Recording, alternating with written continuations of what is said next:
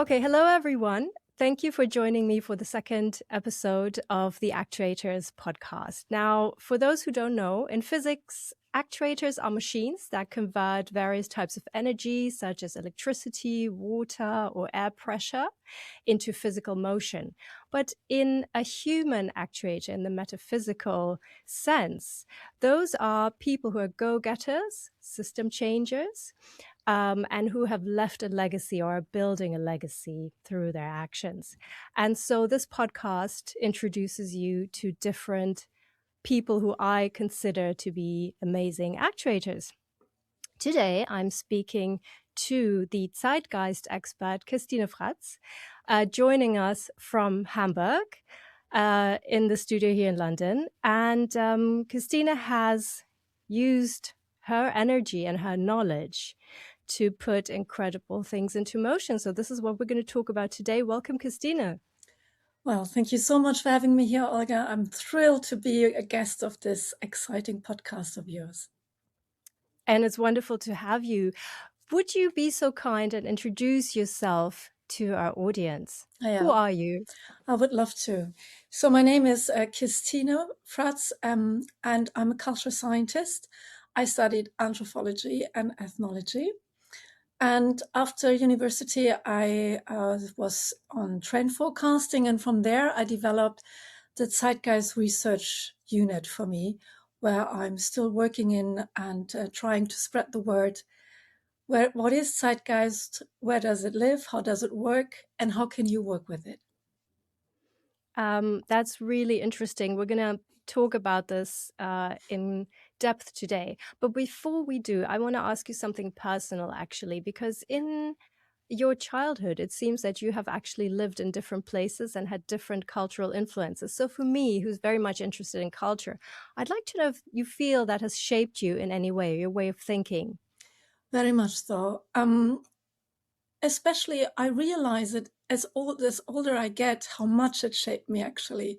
So it started off that I'm born and I grew up in Germany, but I have a Danish mother. And maybe one say, well, that's just a border away of Germany, right? But it was a totally different culture and a totally different frequency these days. And so I had what a lot of people have who have parents who come from different countries, they have cultural dissonances. Mhm. You know, you live in that main country and they tell you how things should be and what is the right thing to do and how you should behave and what should your aim be in your life.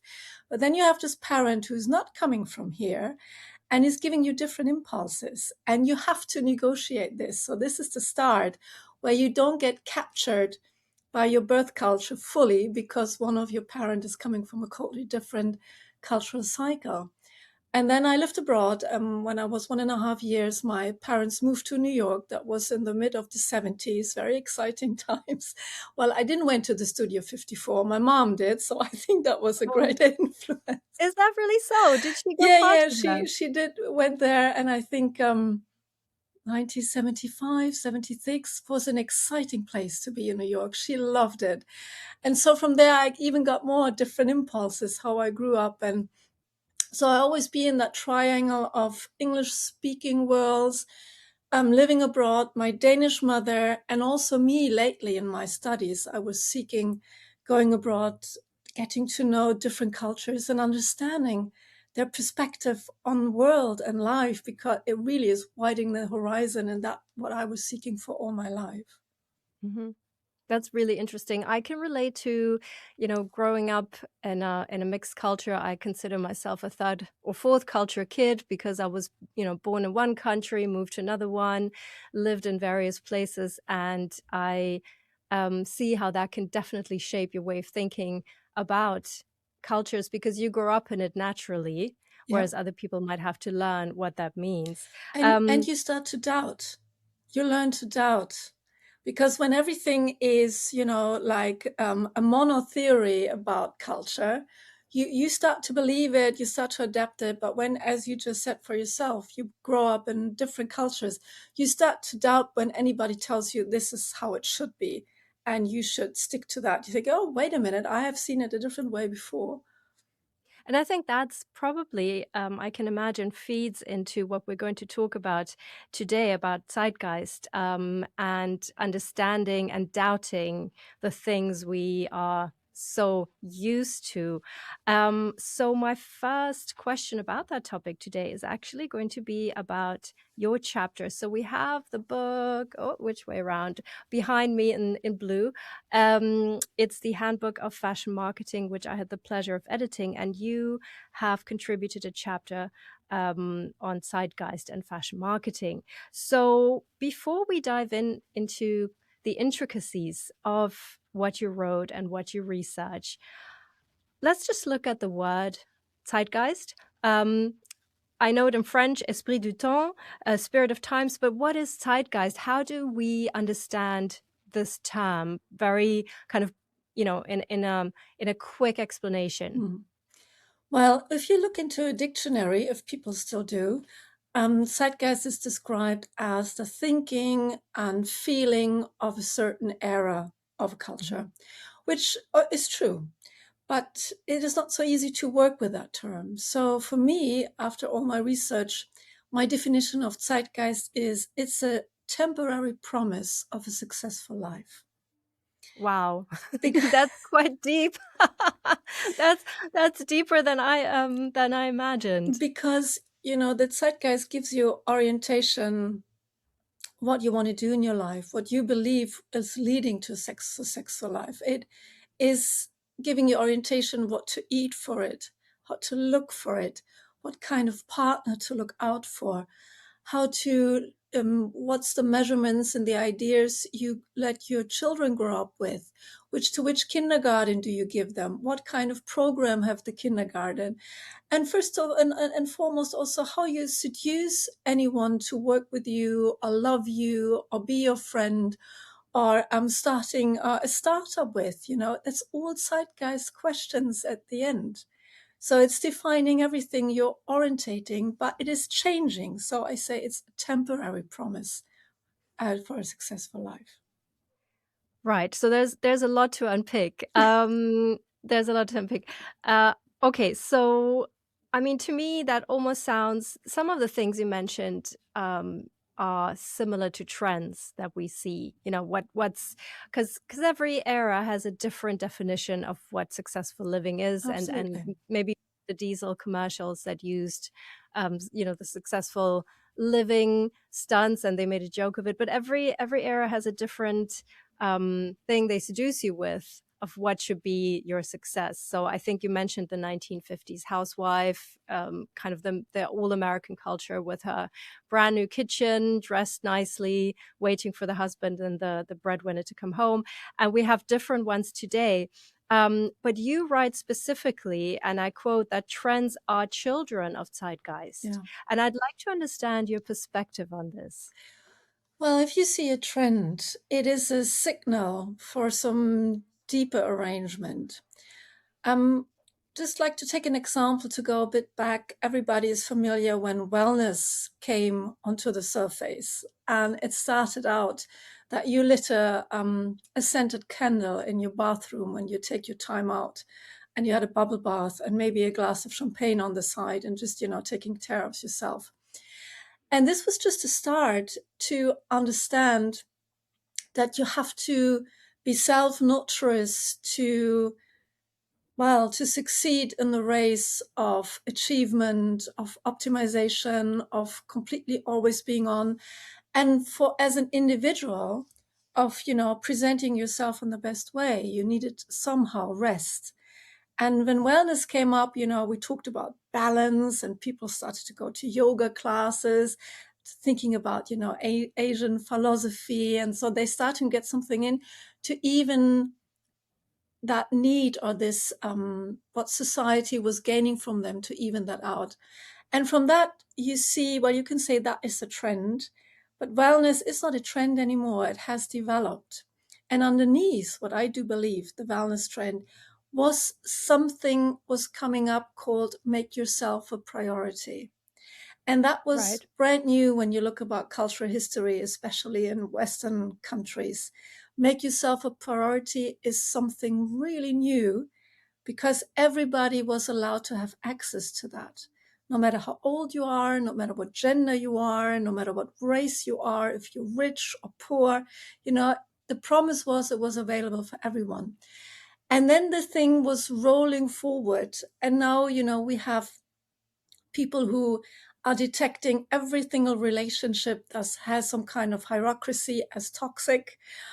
Anyone who tries to want to have power over you as toxic, and you have the permission from society to leave these relationships, no matter if it's a marriage or it's a workplace or it's a friendship. And that's why you see, when you have an understanding what is underneath, and when you see a signal like wellness coming up, and then you're thinking, oh, okay, people are taking time for themselves. And it looks, so innocent in the first place. But then you have to start how it develops, and it has a deeper impact. So people want work-life balance. People don't want to have a boyfriend or a girlfriend at all anymore, because it is too much of a burden for taking yourself as a priority. You're not killing your health anymore for a workplace. That was pretty usual, and that's not long ago, that when you reached retirement age, your health, your physical health was more or less destroyed, and everybody thought that's okay.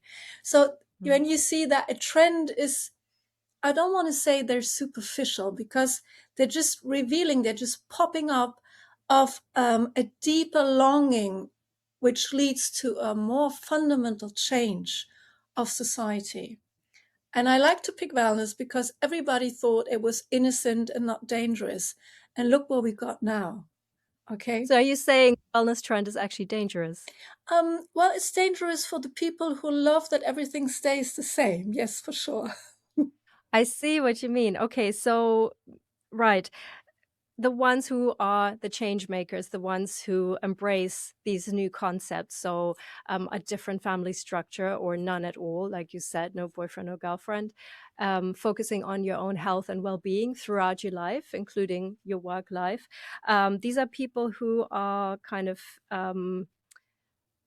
freeing themselves. And you're right, Zeitgeist is the permission to recover from prevailing conditions in all forms and colors. Is this an example, what you just gave us, of how It's people free it's themselves? definitely an example how they free themselves. Culture is, I always say culture is very complex, but it's not complicated when you look deeper, because culture lives on a contradiction, and it has to. There's no escape for culture. I always describe it as it has a visible operating system and an invisible operating system. And the Is visible, that the blind spot? Is that the in-between, the blind spot that of the culture in that you refer between, to? exactly.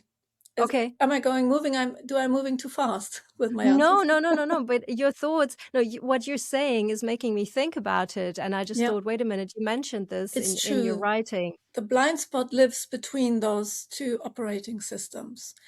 And every culture needs a visible operating system. That's the reason why we're sitting here today. I'm on time, I'm dressed, you are dressed. All those things are absolutely okay for us that we do that. And I don't have children screaming in the back, and I'm not starting to drink and eat.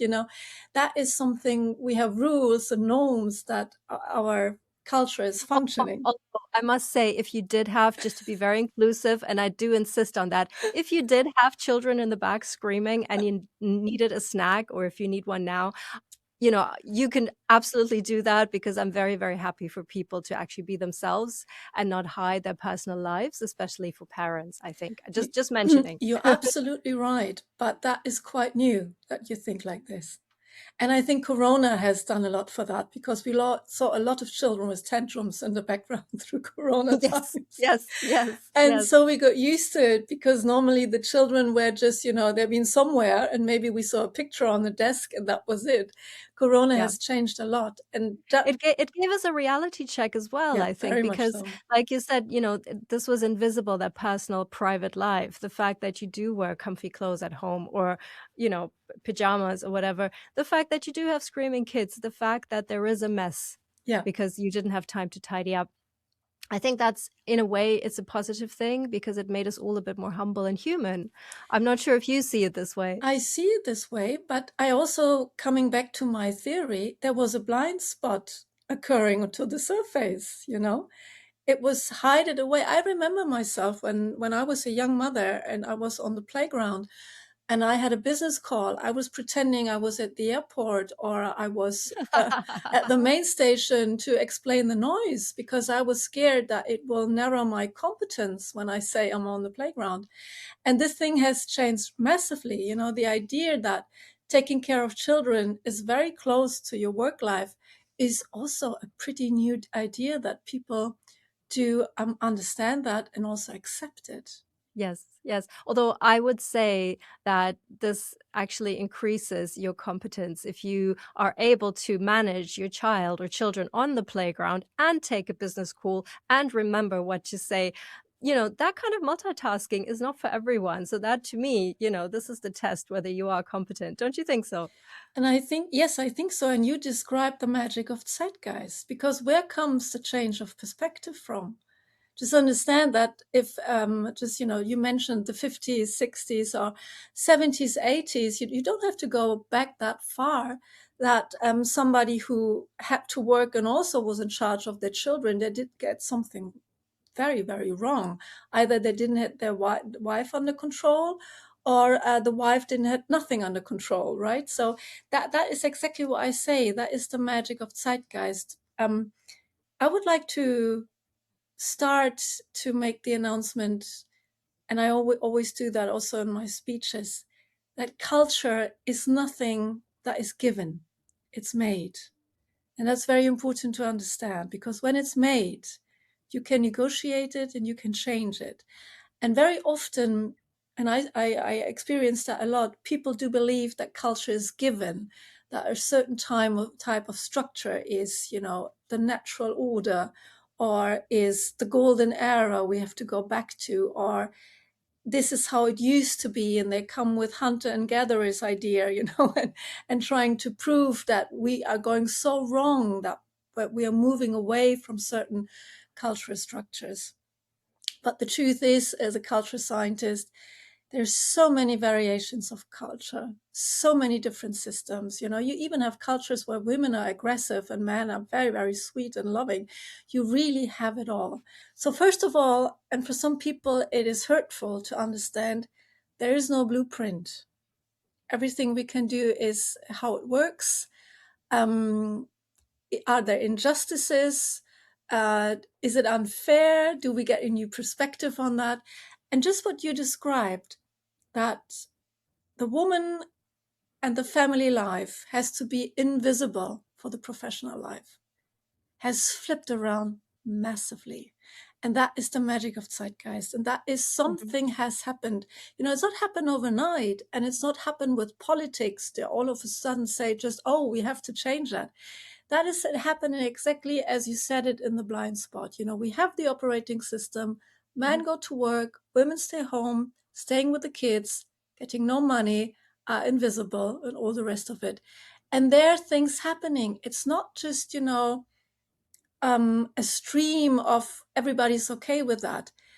They're getting to their edges, they're getting to the borders, they have the collateral damages, they understand they have no money of their own. The men understand they have less time with their children. Actually, they have no contact or connection to them, and all the rest of it. And this is constantly moving in a society. That underneath the visible operating system, people make experiences.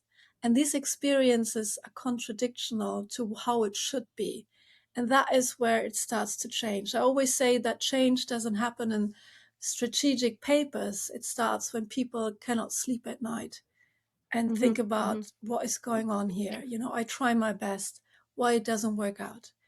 And so we constantly move on with our human experience, and culture is stumbling behind us to adjust. And that what makes it so exhausting for people to understand what's going on. Right. That's interesting. Do you think people get exhausted Yeah. from these elements? Yeah, they do, because going back to the example we have with the work-life balance with family and professional life. We all know how it should be and how we want it to be. We understand our longing, we understand the collateral damages, but we're not ready to rebuild the infrastructure. And the missing of the infrastructure makes that exhausted. Oh, I see what you mean. When you just mentioned, the how society has changed now and the gender roles, it made me think of, the USSR. My childhood was in a communist country that doesn't exist anymore. But interestingly, gender equality was part of the political propaganda, and it was installed in 1917. And from that moment on, women and men both went to work. And there was childcare, free childcare for everyone. So the woman didn't have that burden, or much less. Of course, she still had to, carry and birth the child. So actually, my childhood was in a society where men and women earned exactly the same amount of money, and both went to work and both had careers. And then when I moved to the West, it was a culture shock, because I felt like we went back 100 years where, partially women still had to get permission from their husbands whether they can actually, return or start a job. So for me, it's positive to see that finally kind of these societies have caught on with something that was there for 100 years, but behind the Cold War, the political wall. So that's really interesting in an international sense. But that longing for change that you mentioned, that's something I'd like to pick your brains on. So Sehnsucht in German, I guess I don't think longing is quite the correct word in German, because it's a little, to me, that word is deeper. Sehnsucht is something you really, you dream about, you long for, but it seems far away. Do you Mhm. see it that way as well, this Yes, term? And how do yes. you interpret it in terms of, Zeitgeist and that approach you take to cultural shifts? I would like to say something shortly about your bringing up in the UdSSR. Yeah. Yes, Um, please. what is interesting about, because I just read something about lately, that you also had a priority with the jobs women and men take. You had women who've been an engineer, been in mint jobs, all of that. And I just come lately across people who worked in engineering jobs, and they were reaching out for women desperately. They want to employ women. And they said, yeah, but maybe it's not just a women's job, and maybe, women are not wired to do that. And I said, oh, no, no, no, no. Yes, but we don't get any, they do all the other jobs and we don't get them. And then I was telling them the story you just told. Oh, wow. And that is also a construct, and you still, even when your culture is moving away from the construct, there's so much left out overs who need to be overthought and over interpreted, because Yes. in the society you grew up, it was totally normal that women were taking, man's job and Yes. logic thinking and, all in the package. And here they still don't as much. And and some people still believe it is, naturally gender based, that it's like that. But then you can refer to societies where you come from, where it was totally different structure and it was no problem. So that is very interesting, I think. That is interesting, absolutely. And it's also alarming that there are people, in charge of maybe hiring, in charge of businesses, who have this perception. I don't blame them, because this is how they grew up. These are Yeah. the cultural codes they grew up with. This is all they saw. However, the fact that it's so difficult for them to imagine a world where, yes, there are women engineers and rocket scientists and whatever. I mean, but they can also be a housewife. It's their choice. Exactly. There is no limit. The fact that it's hard for them to understand, and that I think still women have to prove again and again in many places in the world that yes, they can. Please give me a chance. I will show you. There are a lot of hurdles. I don't know. Do you have an estimate how long it might take? Will we ever actually, do you think, reach the type of gender equality where it is completely normal to have women engineers, and that where everyone, regardless of who they are, man or woman or whatever, can actually live a life and have the career that they want to? Well, I think the dangerous part for the people who don't want this to happen is that we can imagine it, first of all. And I always say you don't get the ghost back into the bottle. Right. And when you go back 50 years, it was unimaginable. Even women couldn't imagine that a world like this could exist. Mm-hmm. And what happened on the cultural scientist development was that, I don't know when this came up, maybe in the 70s or something, that first ethnologists said that there used to be a culture where there'd been just goddesses and women being worshipped and women be the main character in a society. And this started to become very popular in the 70s, that there is not the blueprint of patriarchy, but there was used to be a female culture where the female be the center of everything and they worship gods, goddesses and everything. If this is true or not is not so important. For cultural development, it is important that it became imaginable. And Mm-hmm. the minute it became imaginable, women are thinking, why is everybody telling me that this is normal when it feels so wrong? And all of a sudden, they get an idea that there used to be an ancient time, long, long time ago, where it was the other way around. And that's where the spirit starts to crawl out of the bottle and starts to imagine. So So coming back, I'm, coming back yeah. to your question, we can imagine it. And it will, if anybody wants to take this away from us at this day and age, it will take a lot of pressure, a lot of violence, a lot of repressive rules, but it doesn't mean that it's getting out of your head, okay? Mm-hmm. So even when you have a backlash, as we have, the idea how it could be is established. And I do believe that this can happen, because I also do believe that there is a generation of men coming after us who will not see the benefit anymore from having it another way. So it takes time, but I do believe that it's going to happen, because at the end of the day, and it's already starting, it's beneficial for everyone. And we also see, more than ever, the collateral damages of regimes or hierarchies who are trying to do the rollback, that they're not building a better world. I want to talk to you about working with brands and working with fashion and working with commercial enterprises, and then connecting this to what you just explained. Because from what I understand, part of your job is to talk to big companies, to explain to them some of the topics you just mentioned.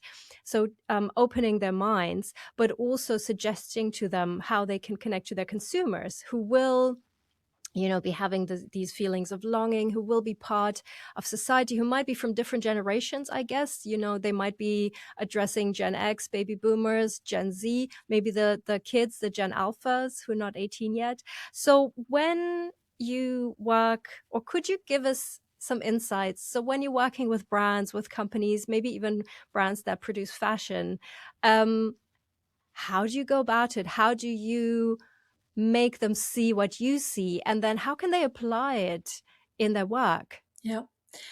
It depends very much what subjects they're after. So I worked a lot for the luxury industry for perfume. Mm-hmm. And, perfume, to sell perfume, that is longing, that is desire, that is a It's a dream, promise. It's isn't a it? dream. Yeah, very much so. And so they make their mind up how they want to positioning their perfume. And very often it's, in the realm of seduction, leisure time, beauty and all the rest of it. And all these subjects are moving with Zeitgeist. So once I had a brand who was asking me, how is a man seducing a woman in the future? And I say, yeah, that is a very important Zeitgeist question, because it's a promise, I wonder, did this question come from a man? Yes. Yes. And he stick to the opinion that it is something material.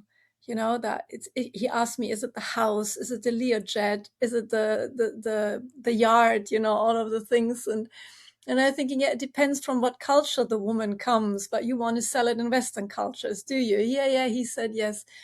And then what I do is I'm thinking, where is the resonance going? So I'm hunting the in between. That women are looking for material status, is also an obligation coming from the cultural structure, and it's changing. So what is happening in between? Because we're not talking here about a statistic, we're talking about a marketing promise, how to sell perfume. And I was looking for actresses, leading fashion models. What do they wear? What kind of relationships are they living? How is that structured? What makes them stay together? How they communicated and all that. I was looking at, the leading rap artists what they're rapping about, what is part of their thinking, what was going on. And I didn't find anything about yards and Learjets and that. And then my final stroke was that I was going to Ibiza. So I went to the harbor where all the luxury yachts were. I just got a coffee. I got myself a coffee and was watching the scene, And then I saw a group of beautiful young women came by, and the boys on the yacht say, hey, yeah, come to us and all that. And they refused. They didn't even, And then they passed my table and I say, hey, listen, I want to ask you a question. I said, they have it all. And she said to me, yeah, but what shall I do going on that yacht, watching him the whole day, and he's performing that he's amazing? That is pretty boring, she said to me. Nice. And I said, yeah, that is the switch of perspective. And I said, so what do you think he should do to get your attention? He said, well, first of all, he can come down from his boat, ask me if I want an ice cream, and find out who I am. Right. And, that is so different to anything we learned in the traditional ways and the biases and the, in the norms and the rules of what we used to. So I came back to my marketing expert and I said, listen, I tell you what the promise is. I help and support you to become what you want to be. And he said, no, of course, no, it can't be, and it was very personal. And I knew that I tickled something very private, the very private tragedy with him. I think that is so fascinating. Sorry to stop your train of thoughts for a moment, that it does get personal when you're actually, this is business and this is a product and you're thinking about a marketing strategy, but you have that personal resistance because maybe for that person you were talking to, it wasn't something they could it was a concept maybe a bit too advanced for them. Very much. So what happened next? Well, it happened nothing. The ad was that she was the pilot of the Learjet. Nice. I like that. Gosh, I didn't expect our conversation to be kind of, with that feminist agenda, but it's coming natural. I follow a few female pilots on Instagram, and I see what they're doing and I see how hard they're fighting. And the airlines are supporting them to just normalize the fact that, yes, women can learn to fly a plane. It's, we can and we do. So I love this approach that she was flying the plane. She was flying the Learjet and he was sitting in the background. Yeah. And that is, of course, that is the zeitgeist at the moment. We are recovering from male-dominated systems. And maybe in 500 years, we recover from something totally different.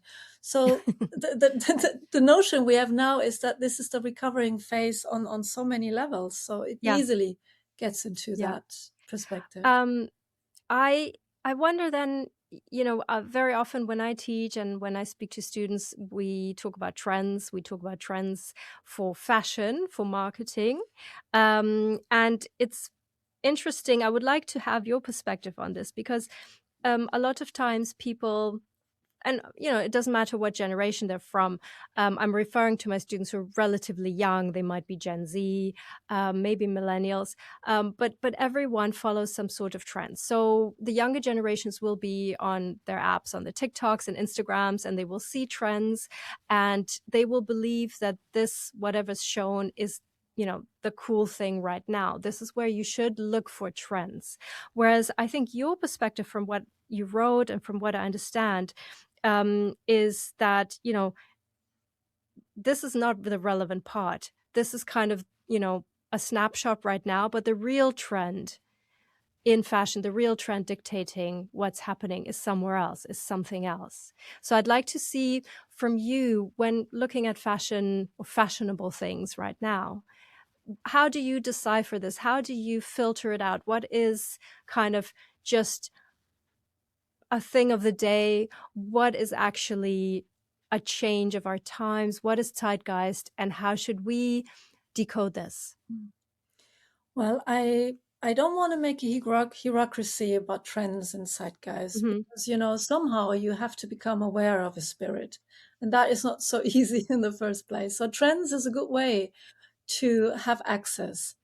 And Hmm. um, and I believe for the fashion industry that it is faster than zeitgeist. It needs trends to adapt, to bring something new and all the rest of it. But you see also in fashion industry that it's very divided. You still have fast fashion, you have slow fashion, you have sustainable fashion, then you have AI support, what kind of fashion you should wear. Then you have, coming back to our main subject, fashion that is trying to exclude the male gaze, that you are, wearing things, you're comfy, you don't care. Um, if you're And a huge attractive, wellness trend as well, a huge one for fashion and gadgets for wellness. yeah, for wellness and all that. So you are really a multiplayer when it Yeah. comes. It's not like you are serving one certain zeitgeist Mhm. or different trends. You're serving them all at once. And Mhm. I think this is, the chance, but it's also the difficulty, how you do that. But I do believe that when you are a fashion expert and you work with zeitgeist is when you understand that the that trends and new worldviews and how I want to feel about myself is developed in the in between, and that you learn to navigate yourself between the visible operating system and the invisible operating system. I think you have an earlier access, and also you have a deeper meaning what is going on. So you just don't Mhm. see, um, yeah, now all of a sudden people are wearing their cap the other side around. The question is, why? And why does it go in resonance? What does it stand for? Who was lying in bed, couldn't sleep a whole night, so they started to do that.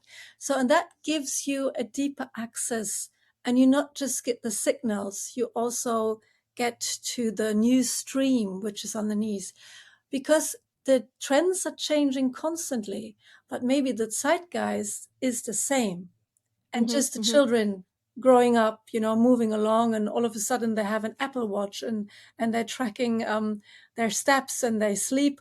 But it all started with a scented candle in the bathroom.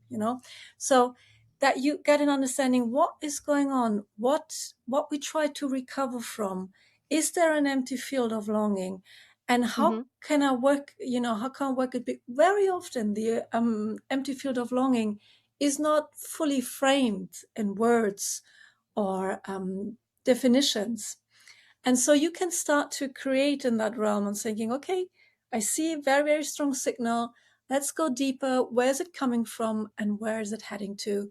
And I think that gives you a bigger spectrum of creating and also of making a brand new marketing approach, because you're Mhm. approaching longing. You're not just Yes. approaching trends. Yes, yes, and understanding the longing.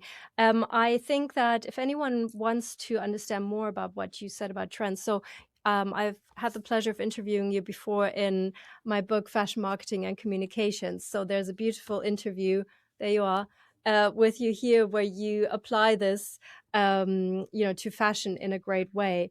And then, of course, your chapter in the Handbook of Fashion Marketing, I think, is an even deeper read for anyone who wants to understand Zeitgeist. And these are English language books.